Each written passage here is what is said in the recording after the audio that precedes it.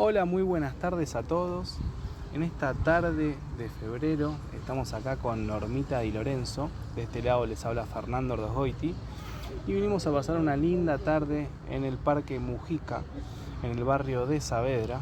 Les presento del otro lado Normita Di Lorenzo, un gusto, muy buenas tardes. Hola, lindo, ¿cómo va? Un gusto para mí también que se te ocurran estas cosas tan creativas y tan lindas en medio de tanto verde, pajaritos. Saliendo un poco de la estructura normal a veces de las personas, salió esta oportunidad de conocernos un poco más con Normita, salir a comer algo y disfrutar de una linda tarde de parque y de picnic, básicamente, para conocernos un poco. Yo quería conocer un poco más a Normita, a su historia de vida, y es por este motivo que nos encontramos aquí. Vamos a tener una linda charlita en esta tarde de sábado. Bueno, Normita, como para arrancar y hacer un disparador de esta charlita con vos, era, si querés presentarte, conocernos un poco más allá de la gente que tenemos jugando en el fondo, ¿no? Disruptivamente.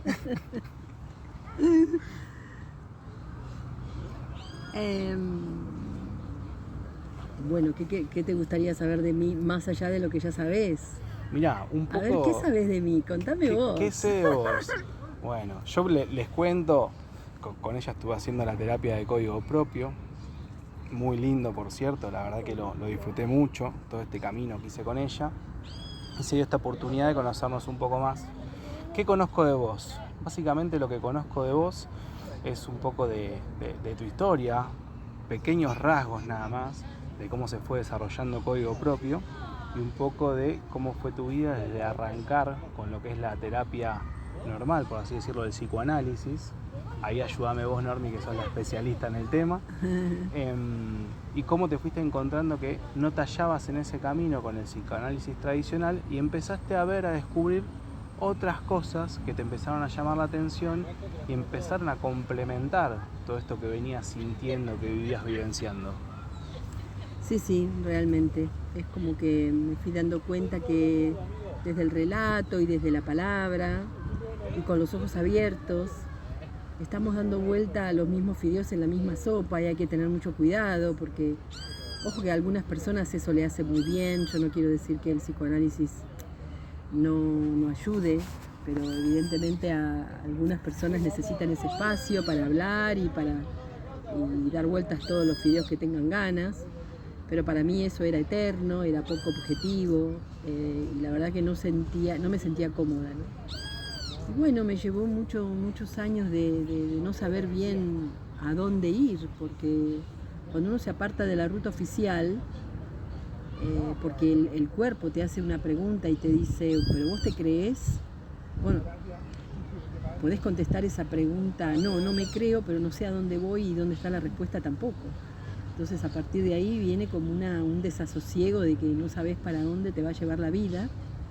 Y a mí ese para dónde ir me llevó 10 años, ni más ni menos, de ir viajando, ir de a poquito volviendo a conectarme de vuelta con la carrera, con que bueno, que podía ser otra psicóloga, no tenía por qué ser la psicóloga molde que usa la palabra, sino que podría descubrir otras formas, ¿no? Y de a poco trabajando mucho conmigo, sobre todo, haciendo mucha crisis personal, porque nada es gratis, ¿no?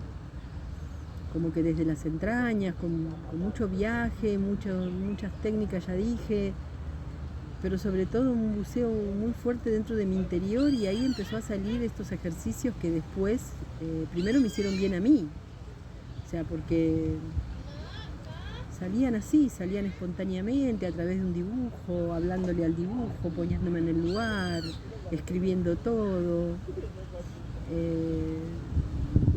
Como una inspiración que viene no sé de dónde, que creo que está al alcance de todos, que va permitiendo como que nos encajemos de vuelta en el camino y que digamos, bueno, no está todo tan perdido, a ver. Entonces empecé a experimentar conmigo, empecé a salir un poco de esa depresión que da cuando tenés ganas de algo y no sabés cómo implementarlo. Y de a poquito fui compartiéndolo, y la verdad que ahora, después de más de 30 años de hacerlo, la verdad que estoy feliz de la vida porque ya código propio ya me trasciende, ya es una filosofía de vida, ya es aplicarlo y ver cómo de manera tan rápida y directa la persona se siente bien, sin que yo intervenga prácticamente, o sea, y bueno, así fue surgiendo. Bien. Y así bueno. tuve la suerte de encontrarme con Fer, que de entrada ya habías leído un libro, ¿no? ¿Cómo era? Exactamente. Había empezado a leer un libro. Exactamente. Yo ya había leído tu libro de código propio, me había llamado mucho la atención, había escuchado una vez en la radio un poco de qué se trataba, de qué iba esta terapia, también de toda la vida hacer terapia tradicional. Y dije, che, ¿por qué no probar algo distinto?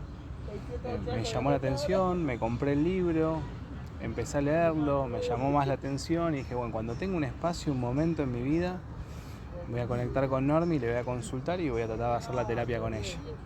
Ahí conecté con vos y bueno, empezamos a hacer la terapia juntos, la verdad que fue muy ameno. Algo que también trato de transmitir que me parece súper interesante es esto de no saber qué me iba a encontrar cada vez que iba a la terapia. Me parece que eso es fenomenal, siempre muy movilizado, pero desde un lugar muy lindo también, que eso también me parece súper interesante transmitirlo. Y encontrarte con un montón de cosas que de golpe, che, estaban ahí. O sea, había que mover un poquito más el esquema para darse cuenta que estaban ahí las cosas, entenderse a uno y entender lo que hablamos también en esta terapia, lo que es el código aprendido y el código propio que tiene cada uno, cuál es su esencia para poder trabajar y transmitir desde la esencia, básicamente. Eso me parece que es algo muy hermoso, que estoy aprendiendo, que es un camino de todos los días, pero lo que también me gusta transmitir de esto es cómo es la terapia, ¿no? Para el que está del otro lado, de qué se trata y cómo es la terapia. Cuenta de sesiones, una cantidad de sesiones específicas, o sea que vos vas, tenés una cantidad de sesiones, se termina y no seguís enganchado a algo, trabajás lo que tenés que trabajar y te vas con ese código aprendido, ese código propio, entendiéndolo, y para que vos lo puedas seguir trabajando en tu día a día. Eso me parece súper interesante y que no es algo que estás años y años trabajando, sino que es un periodo de tiempo corto. Lo trabajás y te vas y seguís el camino hacia donde vos querés, desde ese lugarcito dentro del interior. Volviendo un poco a tu camino, y esto que me interesaba también preguntarte era que nos cuentes un poco también de cómo fuiste viajando y descubriendo este código propio. Como me contabas antes un poco, bueno, tu primer comienzo tal vez en Estados Unidos y viendo cosas nuevas que te empezaron a llamar la atención, si lo tendríamos que hacer como de alguna manera en pasos y contar un poco, me parece súper interesante y una vez tal vez, o por lo menos yo no estoy tan acostumbrado a decir, che, ¿cómo fue ese viaje por la India, por ejemplo? Me parece que también debe ser muy movilizante, que tal vez te fue muy movilizante, por eso también me interesaba escuchar esa parte. Así que nada, si querés, oídos totalmente abiertos para escucharte un poco y que nos cuentes lo que vos tengas ganas de ese recorrido hermoso que hiciste. Mira, en esos 10 años, cuando empecé con Estados Unidos, que ya estaba muy desahuciada y muy como desilusionada de lo que sería el rol de psicóloga tradicional, ya estaba como tirando la toalla, y de repente en la Universidad de Colorado empecé había unas técnicas muy nuevas que en ese momento empezaban, que es la programación neurolingüística y el biofeedback, que es usar equipos de medición que te miden ciertas variables fisiológicas como la humedad de la piel, la temperatura, que todo tiene que ver con cómo expresamos las emociones, la tensión muscular, que tiene que ver mucho con cómo usamos nuestra mente, bueno, temperatura y humedad está directamente relacionado a nuestra boca del estómago, que es donde registramos las emociones. Todo eso lo fui aprendiendo con los años, pero Estados Unidos me dio como el primer pantallazo. En ese momento estamos hablando de los 80, estaba 10 años realmente mucho más adelantado que la psicología en Buenos Aires. Después me di cuenta cuando volví que estaba hablando de un idioma que para acá era demasiado extraño, esto de medir, esto de poder mirar la mirada, para ser más objetivo sobre todo. Así que Estados Unidos me dio el primer espaldarazo como diciendo, bueno, che, no tires la toalla, todavía podés ser psicóloga, dale. Entonces volví a Buenos Aires con estas 2 herramientas debajo del brazo, toda entusiasmada. Claro, cuando empecé a compartir, a dar charlas, a meterme en congresos, me di cuenta de que no estaba el terreno acá muy predispuesto. Y así todo, los médicos me dieron mucho apoyo, pero así todo, entre el exterior que no estaba muy dispuesto y mi interior que todavía le faltaba algo que no sabía qué era, nada, volvió a aparecer esta sensación de falta algo, no sé qué es. Así que ahí apareció España, por un viaje de mi esposo con la empresa, y bueno, una etapa difícil en Argentina, nos fuimos a España, ahí conocí al yoga, y el yoga realmente me abrió las puertas. El yoga me dijo, che, hay muchas técnicas de respiración y técnicas posturales que afectan directamente a la mente. O sea, yo sentí que el yoga me daba muchas más herramientas que la carrera de psicología. Y ahí me aferré con todo, aprendí, me recibí de instructora de yoga, y ahí es cuando eso me llevó a India, porque yo quería recibirme o seguir perfeccionándome en India. Entonces fui al norte, donde está la Universidad del Yoga, y ahí haciendo retiros, y ahí re loco, porque el yoga no solamente me amigó con la parte de la psicóloga que quería ser, que no sabía qué era, sino con la espiritualidad, porque además hasta ese momento era atea, o sea, muy fuerte en la crisis, digamos, de mediana edad. Y me volvió o sea, India me mostró que la gente puede ser pobre y ser muy feliz si espiritualmente está sana. Y además me empezó a introducir en la meditación y en el silencio y en los retiros. Y ahí, bueno, ahí empezó a ensamblarse algo adentro mío como muy de adentro, ¿no? Como diciendo, no termina en la psicología, sigue en la espiritualidad. La psicología y la espiritualidad no pueden estar separadas. Es un helado, hola heladero. Es así, acá estamos viviendo una tarde en la cual pueden pasar un montón de cosas. Total. Y es parte de este encuentro, de esta charla hermosa que estamos teniendo, como la vida misma, básicamente. Así es, tal cual, tal cual. Bueno, entonces integrar la espiritualidad ya me hizo sentir como mucho más entera. Así y todo, igual tuve que meterme muy adentro mío porque no encontraba la síntesis. Eran todas cosas muy buenas separadas, que me encantaban, pero que no se sintetizaban. Entonces yo no sabía cómo implementarlas. Hasta que estando en Valencia, entré otra vez en una crisis personal diciendo, ¿qué hago aquí? ¿Para qué hice todo lo que hice? ¿Cuál es mi misión en esta vida? Y bueno, y a partir de ahí empezaron a salir estos ejercicios desde las tripas, que se fueron sistematizando. Y lo que tiene para mí de bueno código es que te ayuda a sintetizar todo el camino recorrido. Porque el encontrarte con el código propio significa que estoy como mucho más conectada con mis entrañas. Mis entrañas están disponibles como para marcarme dónde tengo que ir y dónde no tengo que ir. Entonces te hace como una síntesis de todo lo que has hecho en la vida, porque te conecta con tu parte más esencial, ¿no? Como decía Fer. Y bueno, después a partir de ahí ya empecé a compartirlo con colegas españoles muy amables que de repente me miraban como bicho raro y me decían, che, pero esto que te está haciendo tanto bien a vos, ¿no querés animarte a hacerlo con mis pacientes? Y yo, no, pero esto me hace bien a mí, pero no, bueno, y así fue como los gentiles colegas españoles me ofrecían su gente, sus pacientes, y en un grupo importante de gente es cuando yo, de personas, muy simples las personas, es cuando yo tímidamente empecé a compartir estos ejercicios que me estaban haciendo tan bien a mí. Y ahí me di cuenta de que les producía lo mismo. Y a partir de ahí, ya, bueno, no lo dejé de practicar desde el 87 que decidí volver a Buenos Aires hasta la fecha. Es una cadena ininterrumpida de satisfacción de todo lo que se va produciendo, como este encuentro con Fer.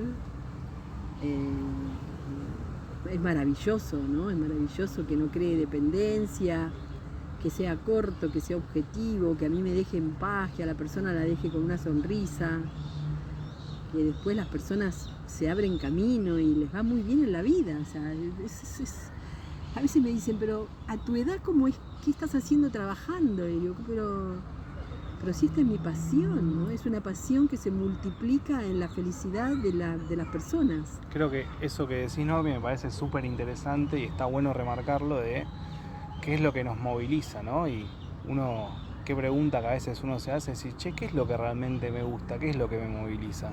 Y cuando uno lo encuentra y lo transmite como lo transmitís vos, desde la pasión y las ganas de hacer, no hay un umbral, una barrera, porque el trabajo ya no es trabajo. Es algo que realmente vos lo disfrutás y termina siendo totalmente placentero para vos.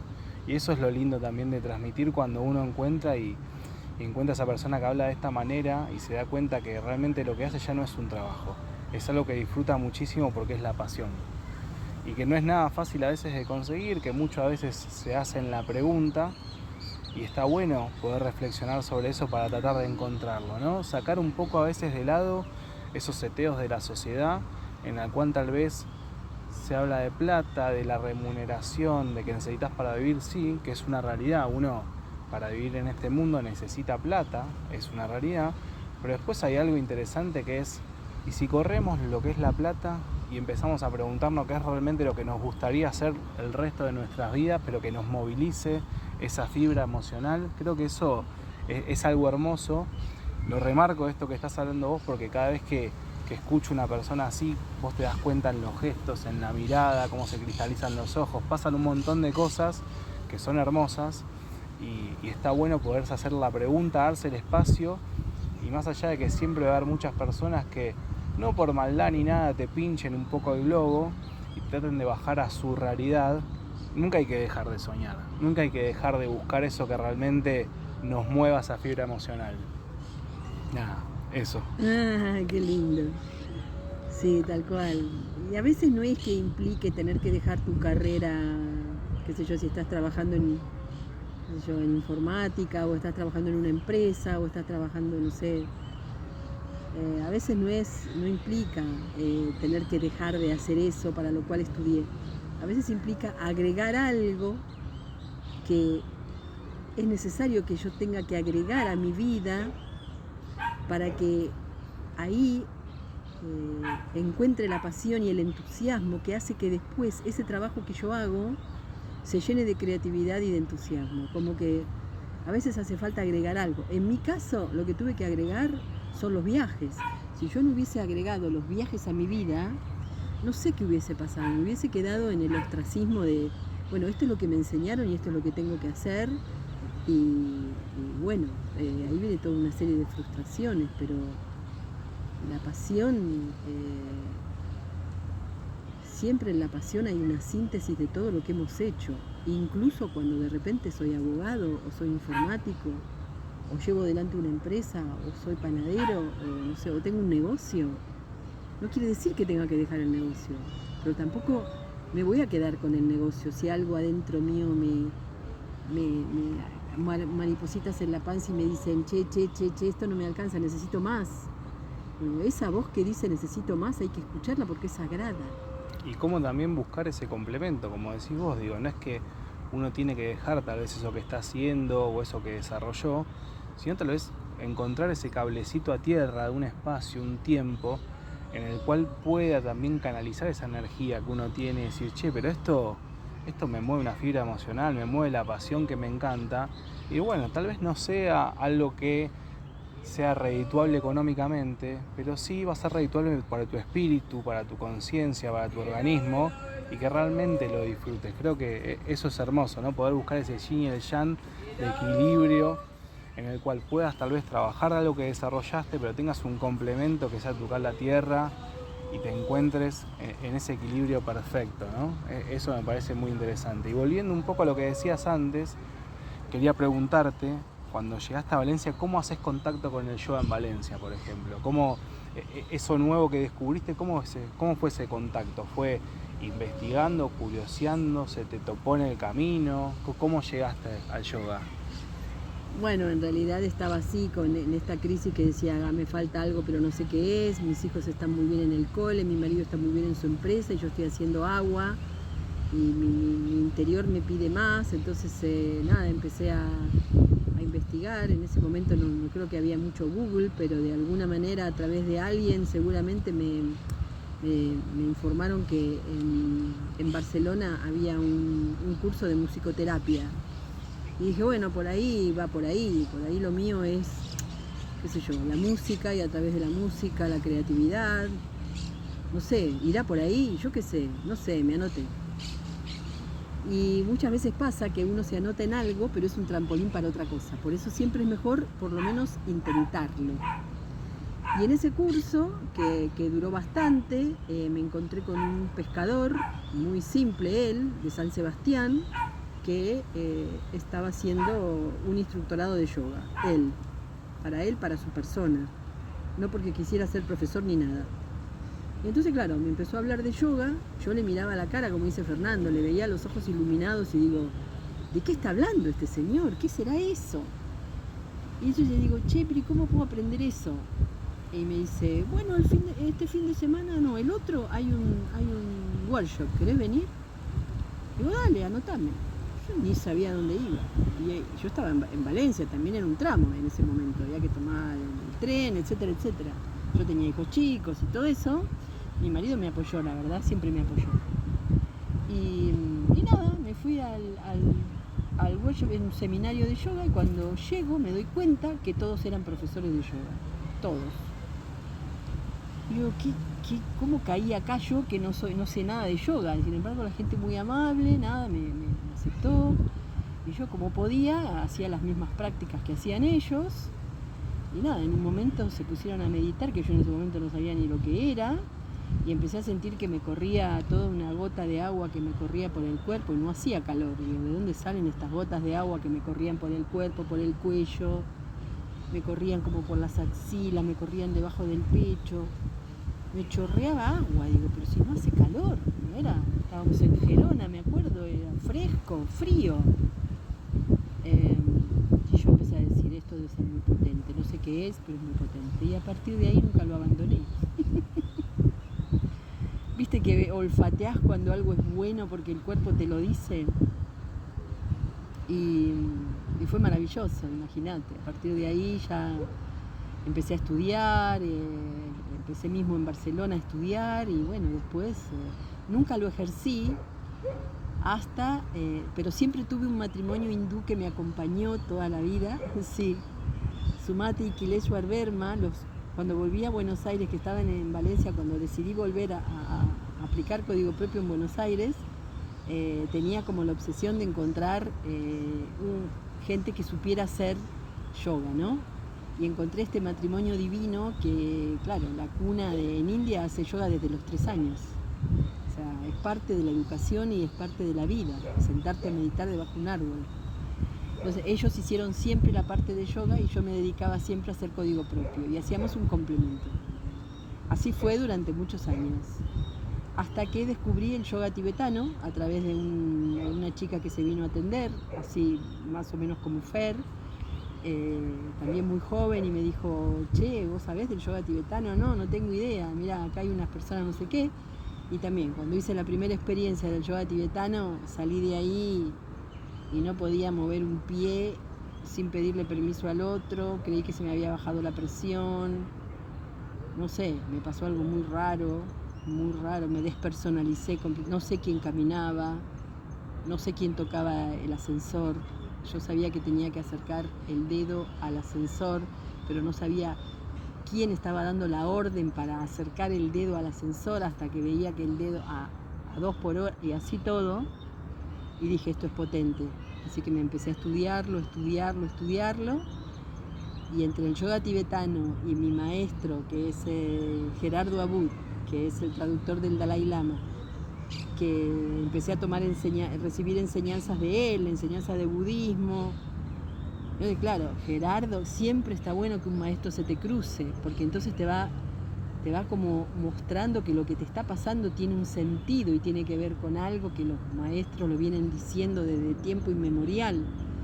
Entonces, entre Gerardo y la práctica del yoga tibetano me empecé a dar cuenta que el estado que estaba teniendo realmente es el estado de la meditación, ¿no? A partir de ahí le empecé a sacar toda la armadura, digamos, y empecé a disfrutarlo y ahí nomás empecé a compartirlo con las personas, ¿no? Por favor, experimenten este estado, porque desaparece tu cuerpo, desaparece tu mente, desaparece tu yo, pero estás completamente mimetizado con el universo todo, con los árboles, con las plantas, con las piedras.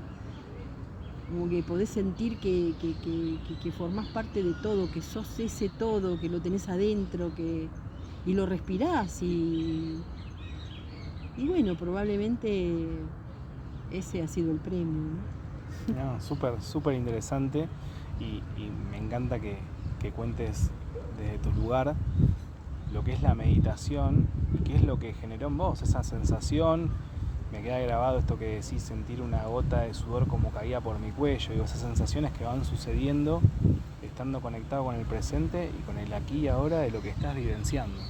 Me parece que es súper interesante. Y algo que te quería preguntar, ¿cómo fue el disparador a hacer el viaje a la India? O sea, porque hasta acá investigaste, empezaste a tener conexión con otro tipo de personas y en un momento hiciste el clic, quiero ir un poco más allá, quiero ir allá y ver qué es lo que sucede. ¿Cómo fue ese ir allá y cómo fue también tomar la decisión, ¿no? Porque todo eso es también un hermoso proceso que seguro has vivido. Total. Bueno, viste que te dije que yo estaba trabajando con un matrimonio hindú y Kileswar organizaba viajes a la India. Pero siempre organizaba viajes turísticos y yo miraba de costado, no me interesa. Cada año él organizaba un viaje, hasta que un día me dice, Norma, tengo algo para vos. Mira, es un retiro que se va a hacer en tal lado, que es para instructores de yoga, vas a vivir en un monasterio, vas a recibir enseñanzas, si querés te acoplás a nosotros a la parte turística, si no te quedás ahí. Y yo enganché, es olfato, ¿viste? El cuerpo tiene tanta sabiduría que solito te va diciendo, tenés que ir por ahí. Y viste cuando se te da todo, yo tenía unos dólares ahorrados, ¿cuánto es?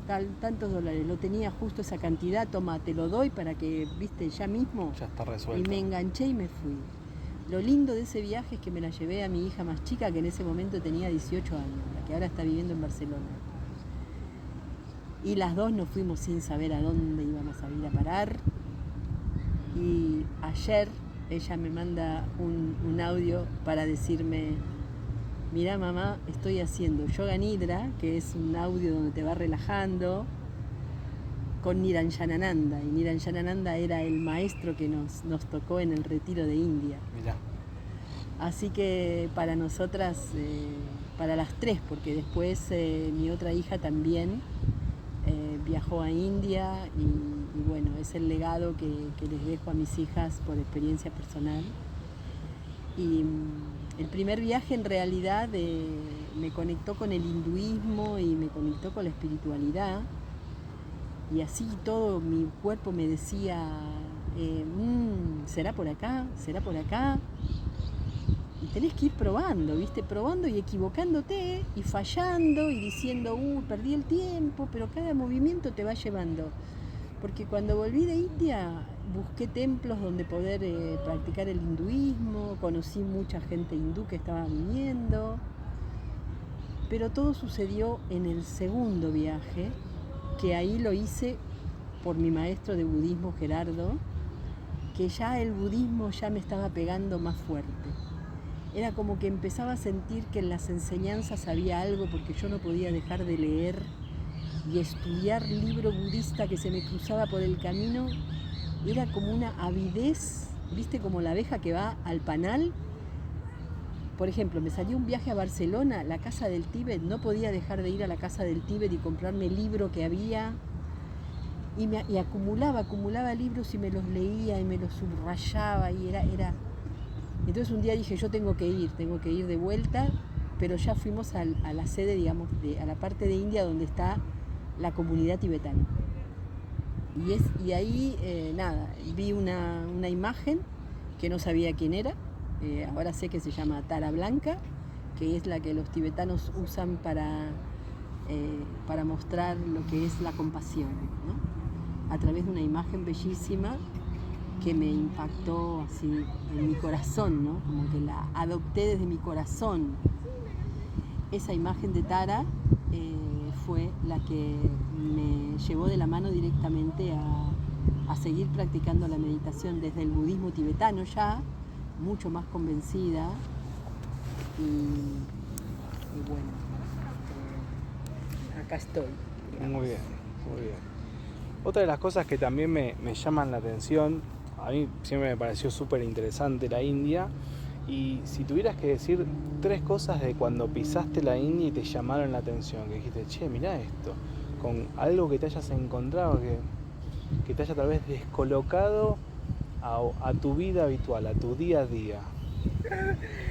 La primera vez que pisé la India, mi ego estaba bastante alto, porque además iba como madre, también tenía que llevar a cuidar a mi hija, que era la primera vez que iba. Lo primero que sentí fue una gran incomodidad.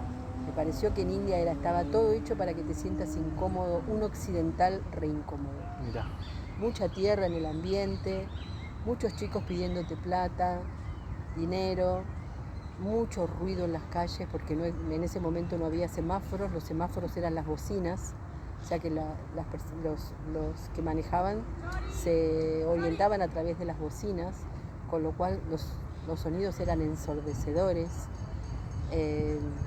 Había que cuidarse mucho de la comida, del agua, porque decían que estaba contaminada, la comida muy picante, o sea, era una serie de incomodidades hasta que, bueno, te da un sopapazo al ego, te lo tira por abajo, te lo hace revolcar en la tierra y después empezás a resurgir, ¿no? Y empezás a darte cuenta que en los bocinazos había un idioma. Y me empecé a encariñar con el idioma de las bocinas, me empecé a reír, empecé a tomarles tanto cariño, porque ese era un idioma, no era un ruido, era un idioma. Tal cual, una forma de comunicarse entre ellos. Una forma de comunicarse, y que cuando necesitabas algo estaban ahí dando lo que no tenían, ¿viste? Y esa sonrisa de los niños, que nunca la vi, o sea, esa sonrisa tan diáfana, ¿no?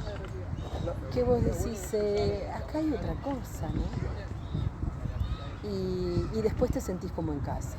Después te empezás a vestir, por supuesto, porque te llaman la atención los colores, los saris, los bindis que se ponen en el entrecejo, la belleza. Vos veías gente mayor, bellísimas con esos saris de colores. Entonces empecé a ponerme los saris de colores, nos empezamos las dos a vestir. Ya te empezás a sentir que sos parte y ya te molesta hasta que te digan, no, pero soy occidental, pero bueno, me he visto como ustedes, pero bueno, estoy acá y estoy feliz. Y entonces llega un momento que decís, esto es maravilloso. Y te compras cosas que las tenés toda la vida.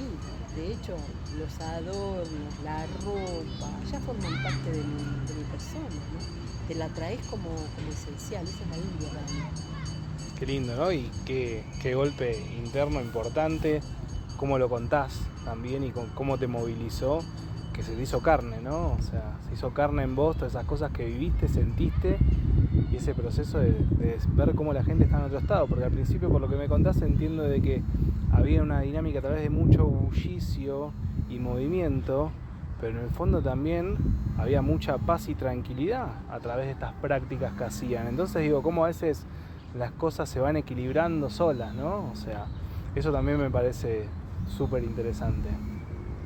Nada, gracias de verdad, Normi, por este espacio, por compartir acá un almuerzo conmigo, poder estar charlando de esta manera, poder escuchar un poco más de tu historia, que a veces yo desde afuera tal vez escuchaba lo que era Código Propio, pero digo, che, qué interesante poder escucharla a ella y hacerles preguntas, ¿no? Como cualquier persona, y que me cuente desde su vivencia cómo fue este proceso de descubrir Código Propio, ir viviéndolo paulatinamente, en la toma de decisiones, en animarse a hacer, y qué importante que es esto de animarte a hacer algo que sentís, decir, che, equivocarnos podemos equivocar todos, y es parte de la vida, pero está buenísimo por lo menos decir, yo me animé a hacerlo. O sea, qué lindo es darse el lugar a decir, che, me animé a hacerlo. Después veremos qué es lo que sucede. Obviamente uno tiene que pensar en un montón de cosas, más como contaba Norma en cuanto a tener una familia, pensar en los chicos, todo, pero poder buscar la vía, el canal, la forma para poder lograr eso y decir, che, me animé, lo hice y mirá dónde estoy hoy. O sea, ayudando a gente, conociendo a gente y conociéndose uno mismo. Creo que va por ahí, está buenísimo. Gracias de verdad por esta charla con vos, un placer. Así que nada, nos vamos a seguir conociendo y estando en contacto porque es un camino que arranqué con vos, que ya terminé Código Propio y ahora arranca, tengo un nuevo comienzo, por así decirlo. Exacto, empezar de cero y a vivir la vida. Gracias, lindo, sos un sol. Gracias de verdad, Normi.